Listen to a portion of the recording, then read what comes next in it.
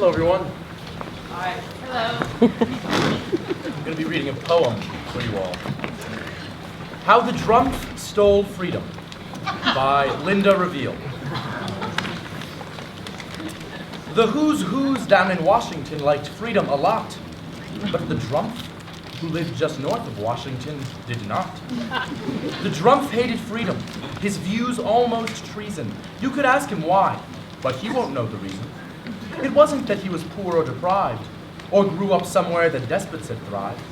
He was just bored and greedy and rich, and decided to treat those who's like his bitch.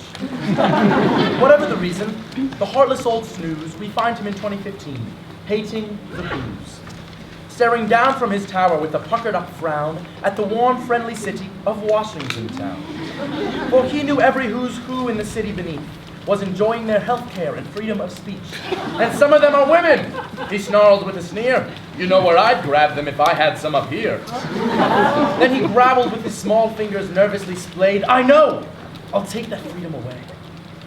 And the more the Drumpf thought of this whole freedom thing, the more the Drumpf thought, I must stop this whole thing.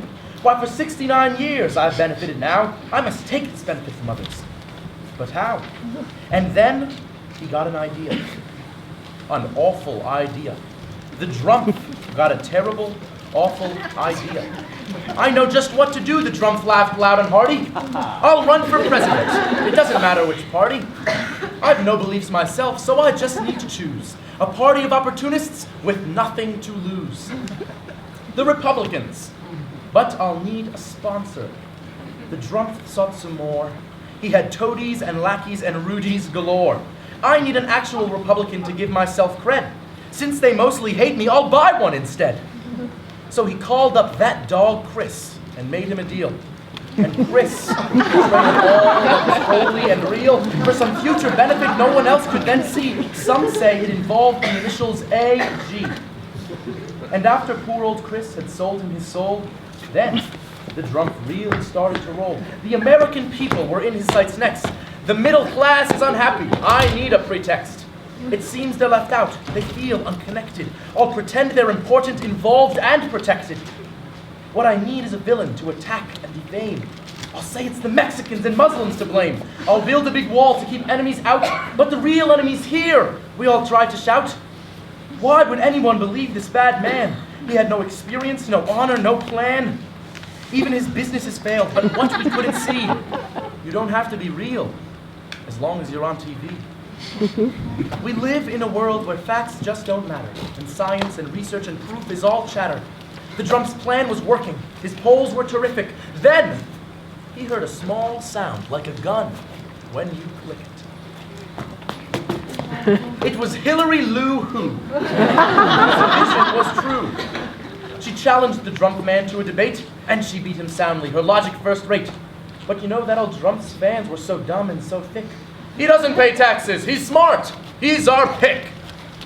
And when Hillary Lou Who rejoined the grown-ups, he went back to the electorate and fucked everything up. He got stuck once or twice, his tweets were just raving. But Comey came out of the clear blue to save him. Hillary won the popular vote, but the country was lost. We stuck with the Electoral College at great cost. To make sure he took care of any outliers, the Drumpf picked a cabinet of science deniers. And lest you could still hear faintly freedom ring, he put alt-right Bannon in the West Wing. He expected the Who's to give up in despair, but this country's still made up of people who care. People demonstrated and protested and marched far and near, comforting neighbors of color who trembled with fear. And the Drumpf, with his Drumpf children all in a row, stood puzzling and tweeting, how could it be so? He hadn't stopped freedom. Oh, freedom still reigned. Somehow or other, we're free just the same. We're free despite Bannon, and he's really scary. We're free despite Tillerson, Carson, and Perry. He hasn't taken our freedom, although he's played rough. We're Americans, and we're made of sterner stuff. So if you're inclined to give in to your misery, 4 years is short in the long view of history. Take heart and take strength from the people beside you, and know that he can't take the love that's inside you. For the Drumpf and his ilk will not win this fight, and for all of his billions, he's the poor one tonight. Woo!